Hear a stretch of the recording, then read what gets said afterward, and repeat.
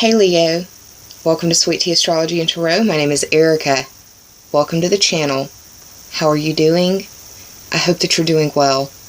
Why don't you sit a spell so we can talk about the stars? So, at the start of November, we're going to have the Sun in Scorpio. This is your 4th house, Leo. This is a house of your home and your family.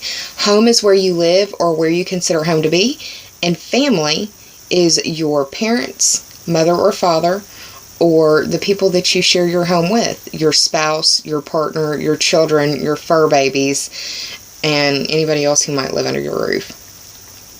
The 4th house also speaks to roots and foundation. So if the home or family vibe isn't strong for you, think about roots or foundation, somewhere that will apply.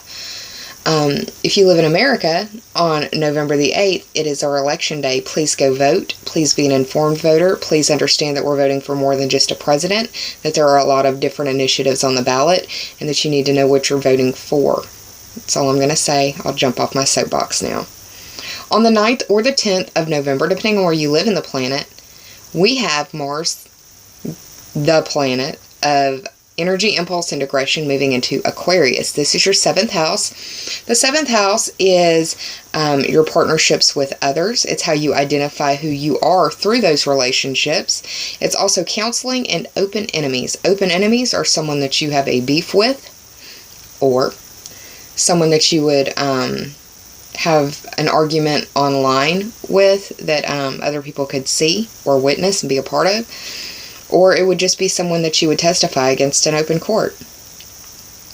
On the 11th or the 12th of the month, depending on where you live on this planet, we have Venus moving into Capricorn.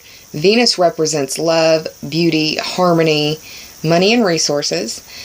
And this is your 6th house. The 6th house is work and health, or the competency and skills that you bring to the services that you provide.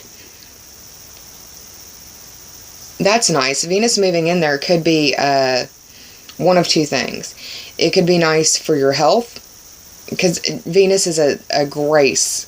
I look at Venus like a gracious planet, like it smooths things. It's like, it's the metaphorical sandpaper, if you will. If Mars goes in and just cuts to the bone, Venus is that Tylenol, making it better. If that makes sense at all. I think that analogy would be okay. It's kind of, heady, but yeah. On the 12th or the 13th of the month, we have Mercury, the planet of thought, movement, and communication, moving into Sagittarius. Sagittarius, this house for you is the 5th house, and that represents the house that you rule, Leo. So you'll probably be either getting a lot of communication, or you'll be doing a lot of traveling this month. That doesn't surprise me any with the holidays coming up. 5th house is pleasure, social life, children, creativity, creation. It's the house that you fall in love in. It's the house of your dating. It's where you create things. It's where you fall in love. It's where you seek your pleasure. And it is your social life. So Mercury moving through there should be a communicative time, if for nothing less. On the 14th or 15th of the month, depending on where you live on this planet, we have a full moon at 22 degrees of Taurus. This is occurring in your 10th house. The Sabian symbol for 22 degrees of Taurus is a jewelry shop filled with valuable gems. And meditating on this, the way that I see it is literally finding hidden treasure or buried treasure, or finding those gems, the diamonds in the rough, if you will, in your career, your status, your reputation. It could be a very destiny-filled time. And it could be a time where you have to deal with authorities. This could be authority figures, the authorities, or authorities in their field, like an expert. And the fact that it's occurring in your 10th house, that's at the top of your sky. That's illuminating something in that house that needs to be looked at. On the 19th or 20th of the month, depending on where you live on the planet, we have Neptune going direct in Pisces. This is in your 8th house. This is going to be very out of the fog type energy for you. Neptune is not actually moving direct, but it is going station direct. I just wrote goes direct. The 8th house is water sign house. It's the house of Scorpio, and that's the house where lots of deep dark cycles happen. The cycle of life, death, and rebirth. The cycle of transformation, metamorphosis, and regeneration. It's the house of instincts. It's the house of sexuality. It's the house of other people's money. Now, Neptune is the planet of nebulousness, illusion, imagination, and addiction. So you may be having to deal with addictive situations or boundaries being blurred in the 8th house. Forewarned is forearmed, Leo. On the 21st or 22nd of the month, depending on where you live, we have the Sun moving into Sagittarius. This is your 5th house. There's going to be a lot of focus on the 5th house for you in November, and this is the house of your pleasure, your social life, your children, and your creativity. Your creations, the things that you have skin in the game in, the things that you care about very, very deeply, because the 5th house is ruled by Leo, you. So it's going to be very personal and important to you, with the Sun illuminating what's going on here. On the very same day, we have Jupiter and Pluto playing very nicely together. Jupiter is in your 3rd house. Pluto is in your 6th house. So 3rd house is communication. It's short distance journeys. It's siblings, cousins, and neighbors. And the 6th house is work or health. So you may get a tip or a heads up about a new workout regimen from a friend, from like a cousin, sibling, or a neighbor. You may get a job tip from a sibling, cousin, or neighbor, or you may just be getting communication about that. And you may be doing short distance journeys for your work. So that's pretty nice. Getting news about health and getting news about work is a good thing. Knowledge is power, right? On the 25th or 26th of the month, depending on where you live on the planet, we have Venus, the planet of beauty, love, and harmony, money, and resources, conjuncting Pluto in Capricorn. This is your 6th house. Venus conjuncting Pluto, this is just an amplification of the energies that are present. So Venus, love, beauty, harmony, money, resources. Pluto is deep transformation and very, very slow renewal. When I think of Pluto, I think of coastal erosion. That process that takes a really long time, but that coast never looks the same. It's that sort of thing.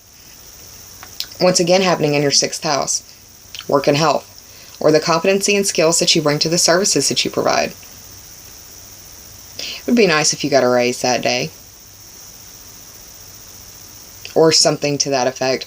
I want to see this happen more for you in your work sector than the health sector, because if it's in the health sector, it means that you've been sick, and that sucks. I don't want that for you. But getting healthy is a good thing. Now, on the 29th or 30th of the month, depending on where you live on this planet, we have a new moon at 7 degrees of Sagittarius. This is occurring in your 5th house. This is a seed planting time for you in the area of your pleasure, your social life, your creations, creative abilities, your children, and romance. So it may be a new chapter in your romance situation, Leo, which would be pretty nice for you, starting out the holiday season with a warmer heart than normal. I'd like to say that anyways. So, Leo, that's what's going on for you astrologically speaking. I'm going to hit the pause button, shuffle a few times, and meditate, ask for the general messages for my Leo viewers, and I'll be right back, y'all. Hang tight. Hey, Leo, I'm back with the cards. Shuffling off screen for a moment.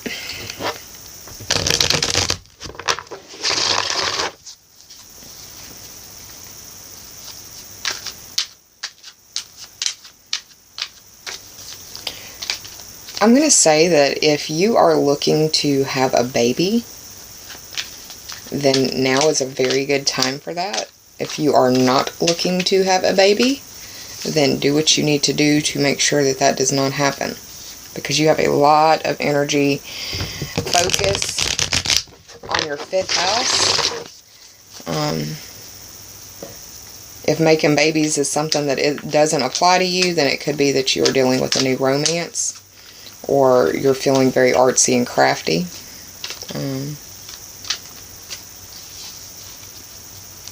And if you like to shop, it could also speak to that, because we're fixing to have a big shopping season here in the States for Christmas. So I'm going to cut for you, Leo.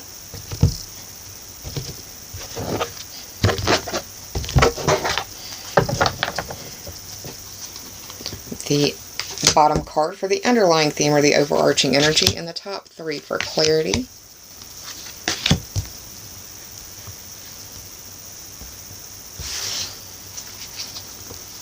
Also going to pull 2 cards from the Sacred Rebels Oracle deck. This deck is by Elena Fairchild, and the artwork is by Autumn Sky Morrison.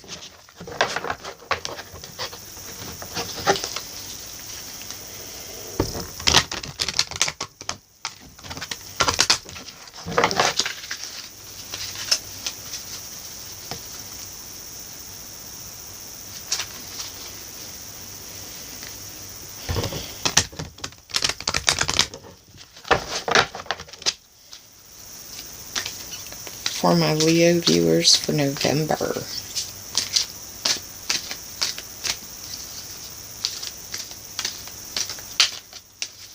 Alright, I'm going to cut.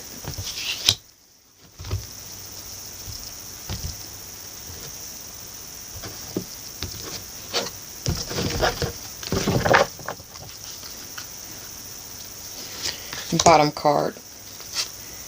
And the top card. And what's funny, just looking at them, I had an inkling about it, and they were the 2 cards that kept showing up while I was shuffling. So, synchronicities, y'all. Now I'm going to pull 2 cards from the Healing and Meditation Oracle deck.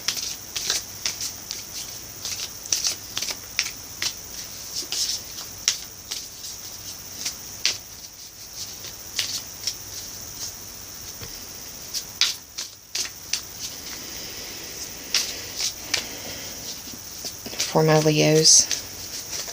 General messages for my Leos for November.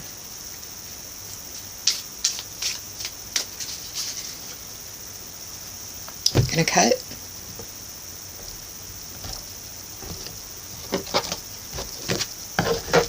I'm going to take the top and the bottom cards from this deck as well.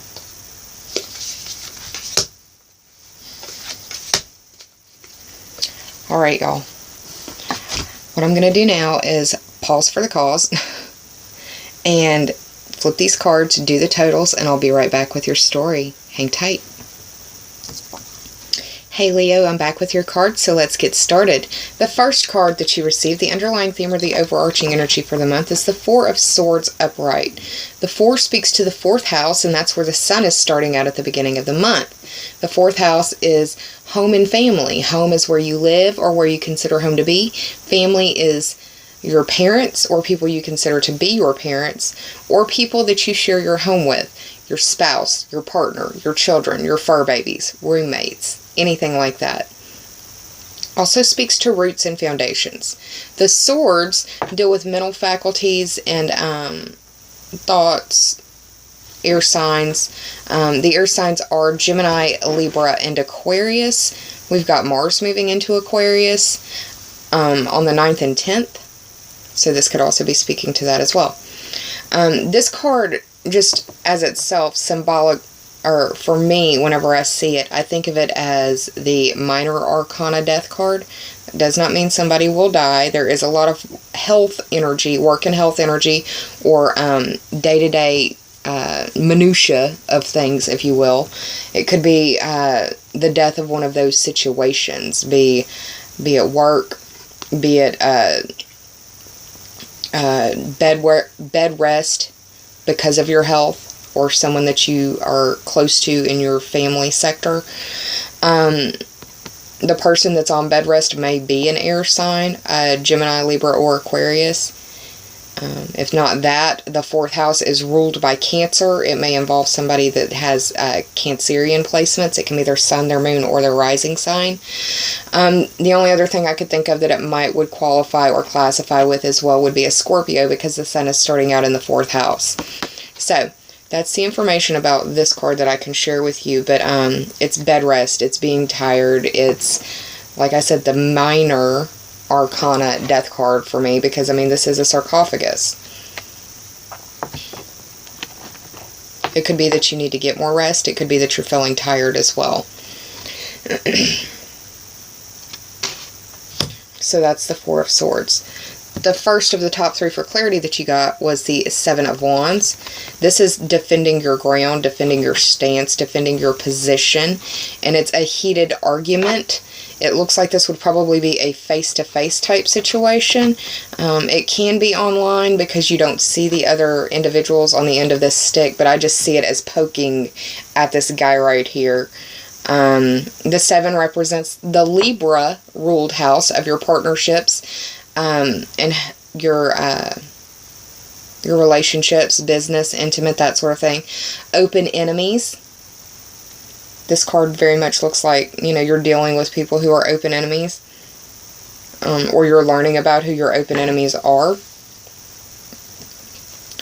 The wands represent fire sign energy. The fire signs are Aries, you, Leo, and Sagittarius. You're going to have Mercury moving into Sagittarius.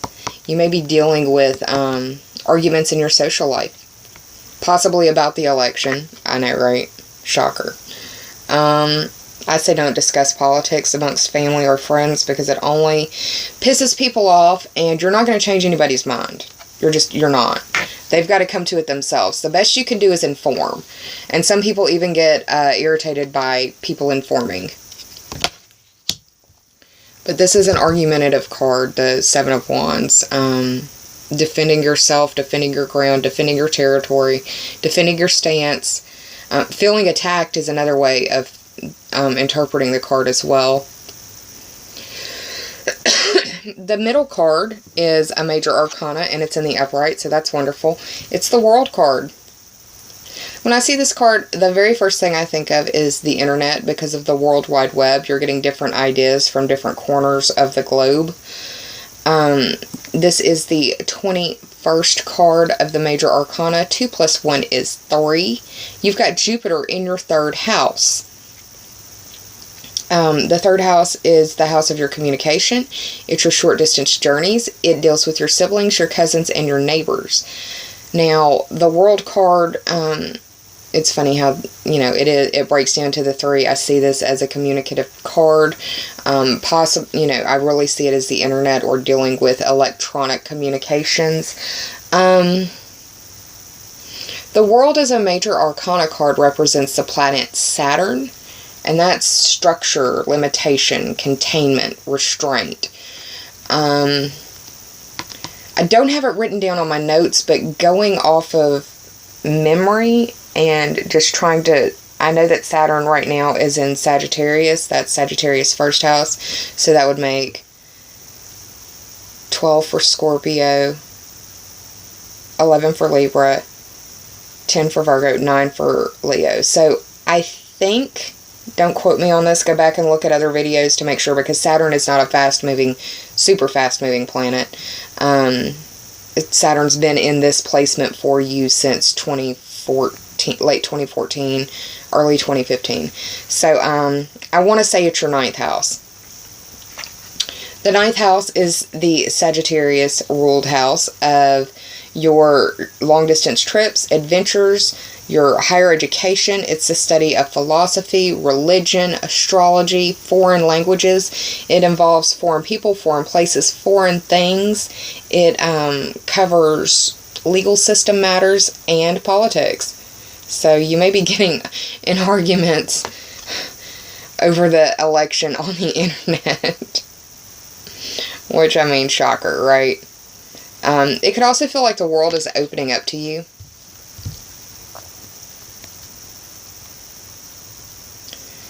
All three of the cards, the top three cards for clarity, have blue background in them, which for me is a highly emotional color.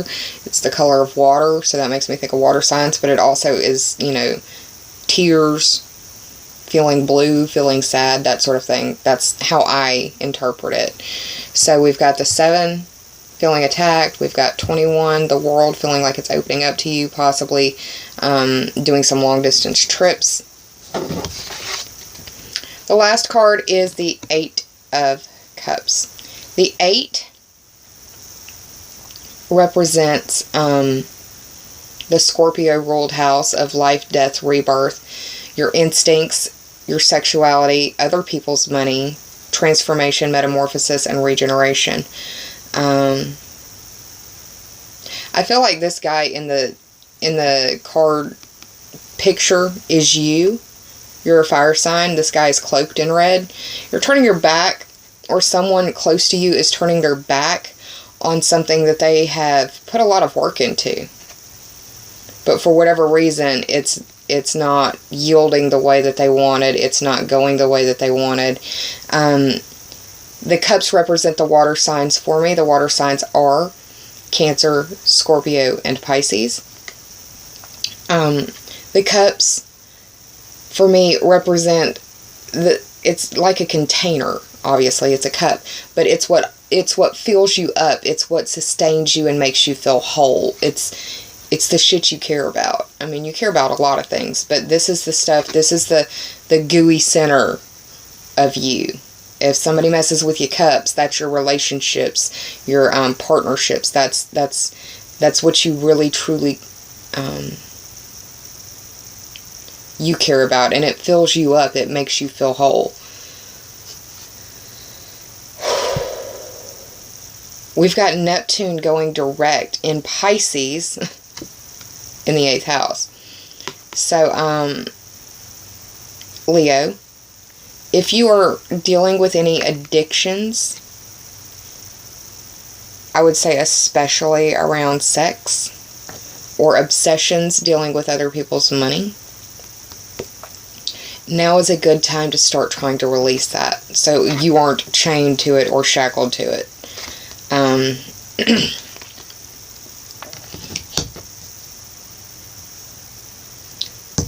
But the guy in the 8 of Cups is walking away from what has been what feels like a not so happy situation, where I'm seeing it as like, leaving a bad work situation, leaving a bad, relationship situation. It's like reevaluation and, cutting ties with things that aren't really doing anything for you. They take more from you than they give to you. I think that's the best way to put it. Now, I did the math on the numerology for the cards and how I read them. So we've got the 7 of Wands, we've got 21 for the world, we've got 8 of Cups, and 4 of Swords. This totals up to be 40. 4 plus 0 is 4, and that is where the sun is starting out in Scorpio. So, it could feel like a really emotional month for you, because of all this blue, all this water energy that I'm feeling. You may feel contained, you may feel limited, you may feel restricted.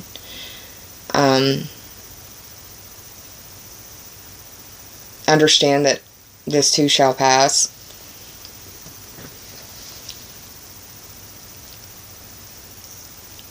Watch what you say and how you say it in your partnerships, though, because it could be that you are either feeling defensive or feeling attacked, and either way, when those feelings come around, the other party in that communication situation is going to do the equal and opposite reaction of what you're doing. So to avoid a powder keg situation, just be cool, calm, and collected, which is difficult. I know you're a Leo. I've got an Aries sun.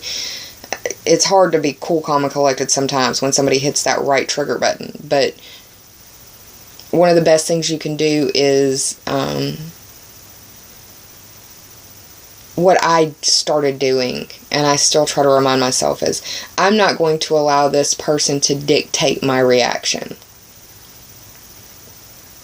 some of the best stuff I ever stumbled upon was, I refuse to allow this person to dictate my response in this situation. I refuse to let this situation dictate my actions. I refuse to let ... So, that's just me being a stubborn Aries with a Taurus moon and a Scorpio rising. That's how I see the world. You don't have to see it through my lens. You've got your own. But just trying to give you some perspective. Alright, Leo. So, the 4 plus 0 is 4. That's the home and family sector. You may be feeling defensive in home and family.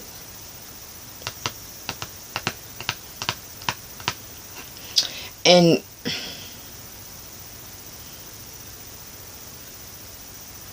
you know, I mean, I don't want to put it out there like that, but looking at it overall as well, it looks like this could also be dealing with somebody who has been fighting for their health in a extended health situation where it's been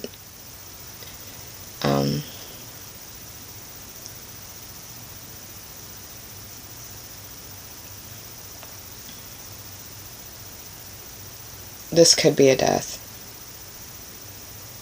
But it doesn't look like something that is like a shock. It's like they've been in poor health.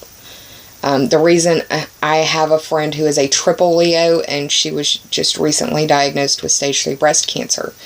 I'm learning a lot about people's stuff right now. I'm learning about life through other people's situations.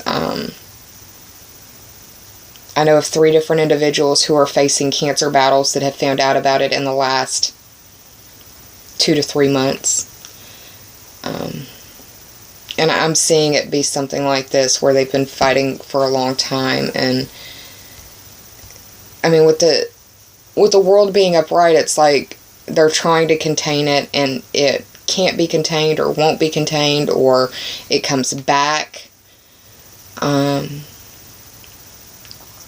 Another way that I see this is that they're fighting, and then with this 4 of Swords down here, it's mirroring the world. It's like they're being liberated, and that liberation is from the physical body. That could be for just one person. I don't want to be a fearmonger, but I do believe in giving you what I see. I don't like to sugarcoat things, because that's just how I roll. I would prefer to know the truth than to have somebody tiptoe around it. If this situation involves a loved one of yours and they are in bad health, I am so sorry for you. My heart goes out to you. The helplessness that you feel when someone that you love is ill and there's nothing you can do is something I've dealt with personally, and it's not been anything like cancer, but it reminds you just how human you are. I send you love and healing energy if that is the case that you're going through. So, let me move on to the Sacred Rebels Oracle deck cards that I pulled for you. And I mentioned earlier during the shuffle portion that when I was shuffling the cards kind of off to the side, but doing it while recording, that there were 2 cards that seemed to just keep showing themselves to me whenever I would split the deck to do another shuffle. And these were the 2 cards that kept staring at me. So, let's talk about them.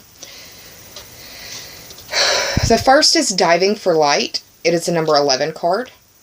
The 11th card is ruled by Aquarius, and that is the house of your friends, your groups, your wishes, your future dreams, your future goals, your bucket list. It's the memberships and associations and the teams that you belong to.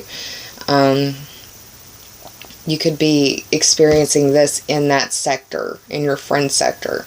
You could be experiencing this in your home sector. You could be experiencing this with your children, God forbid, or your fur babies. Nonetheless, love is strong, and it hurts when those that you love are hurting. I want you to... This card has shown up at least one other time for another sign. I can't remember who it was.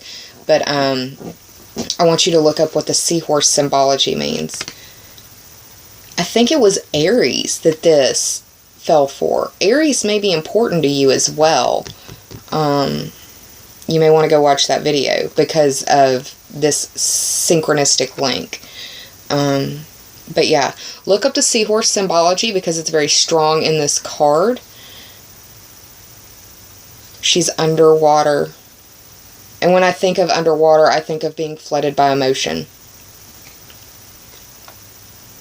On the 11th of the month, or the 12th, we have Venus moving into Capricorn, which is your 6th house. That's the house of home and, or not home and health, that's the house of work and health, or the competency and skills that you bring to the services that you provide. It's also the daily minutia, and I don't really say that much. I need to start doing that more. But diving for light, this card, when I see it, especially after this spread, is that there can be no light without darkness. And that this is a time of spiritual testing. That we need to try to embrace compassion, kindness, and love. Because there's a lot of stuff going on right now. Be alert to criticisms. Only take criticism that is constructive.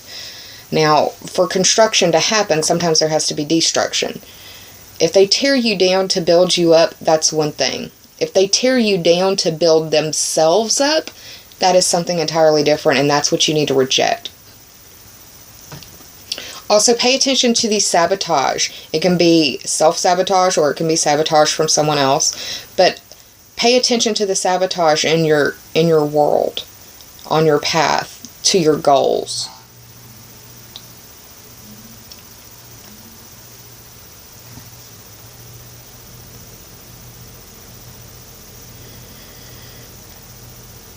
Also, get some more green in your diet. Because you've got a lot of 6th house energy. Just make sure you got some greens going on in your diet. Green leafy vegetables. I normally don't say that when I see this card. But because of your placements, it feels very right to insist that you do that. Because we've got the seaweed. You really can't see the detailing under this lighting, but there's like little sprigs of seaweed kind of floating up around her.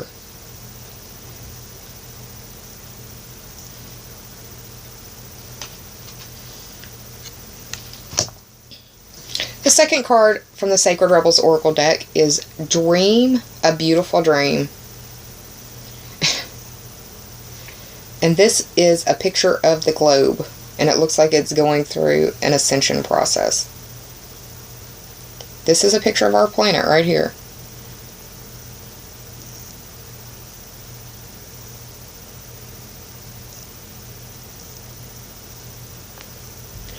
Dream a Beautiful Dream is the 19th card of the Sacred Rebels Oracle deck. 1 plus 9 is 10.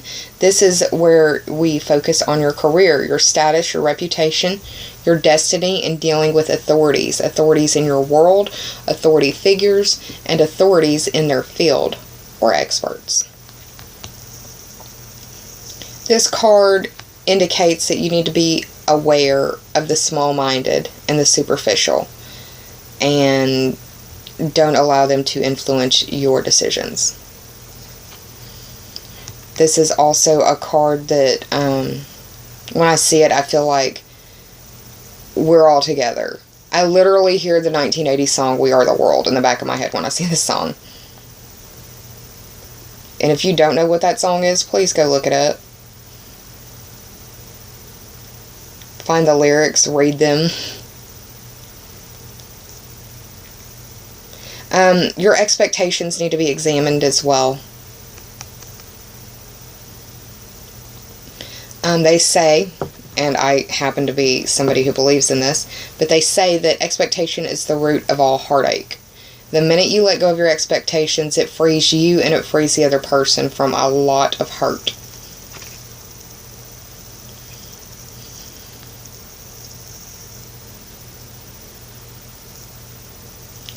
Don't force your hand in the situation. Don't force others' hand in the situation.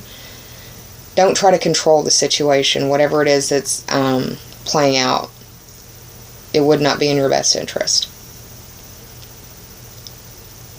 If you stay on the light side of things and embrace the light, embrace the compassion and the kindness and love that the Diving for Light card suggests, then you will be a positive influence to others around you, and that may be exactly what they need.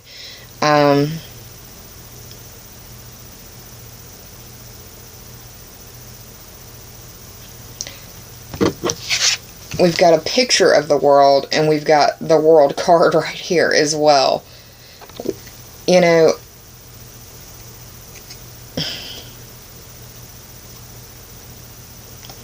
we may be dealing with some geophysical stuff, or I don't know. It's weird that the world would show up twice here as well. It could feel like your world has been rocked in some way, or that your world is upside down, even though the world card didn't show up in reverse. You could feel like the situation has thrown you for a loop. Okay. And I think that these are perfect for what's going on. Concentration and routine. What I think when I see these two cards together is that you need to concentrate on your routine. That things maybe have gotten out of hand for you a little bit. And it would help you mentally to clear up a lot of things if you are back on your routine. If you haven't, like, daylight savings time is fixing to come to an end. We're fixing to fall back. And that can throw people off their routine. So try to concentrate and be cognizant and aware of what's going on around you, and try to stick to those routines. Concentration reads, every worthwhile achievement in life depends on cultivating the power of concentration. The more intently you are able to focus your attention on one thing, the more likely you are to be successful in your ambitions. It may take a great deal of practice to develop your power of concentration to the extent where you can use it to solve problems. But until then, consider the following. My mind is empty of extraneous thoughts. I am focusing on a single captivating object. My attention will remain on that object for a long time, and despite of disturbances. A well-developed power of concentration will help me to solve problems.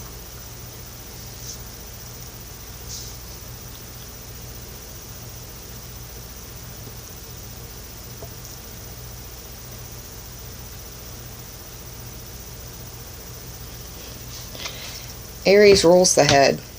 I talked about Aries earlier. You may be dealing with a headache or migraine issues, or someone who is dealing with that sort of stuff. Just going off of what I'm seeing in the picture. I give y'all what I hear, or what I feel. Routine. Now, I don't know why they have colored pencils as a picture for routine, but that's what they chose. The card reads, a good morning routine reduces stress and encourages clear, sharp thinking throughout the day. Regular evening meditation will allow you to relax and clear your mind after working hours. Each day is a new beginning, so focusing on the calm at the start and end of the day will give you peace of mind and improve the quality of your sleep. Regular meditation should be an essential part of each day, and if it's not, you should strive to make it be. It doesn't have to be 3 hours, just 20 minutes of calming yourself. Consider the following, Leo. I am focused and empowered. My breath is energizing in my body and exhaling any tension I feel. I am in the moment and can clear my mind of all thoughts. The outside world can wait for now. Well, Leo, that was a lot deeper message than I considered or figured that it would be. I hope that you enjoyed it. If you did, please like, share, and subscribe. And if you already have, I thank you from the bottom of my very grateful heart. I will be around mid-month to pull you a couple of cards for guidance, and I'm also working on the December research and your 2017 highlights. So in the next couple of weeks, I'm going to be doing a lot of videos. They may not all be released, but I'm going to be doing a lot of shooting. So Take care of yourselves. Please be kind to yourselves, Leo, and save some of that kindness for others, because we're all fighting private battles in our world that some of us may never speak about to another living soul. Employ your self-care measures. Breathe, baby, breathe. I hope that November treats you well. Take care, y'all. I'll see you soon. Bye.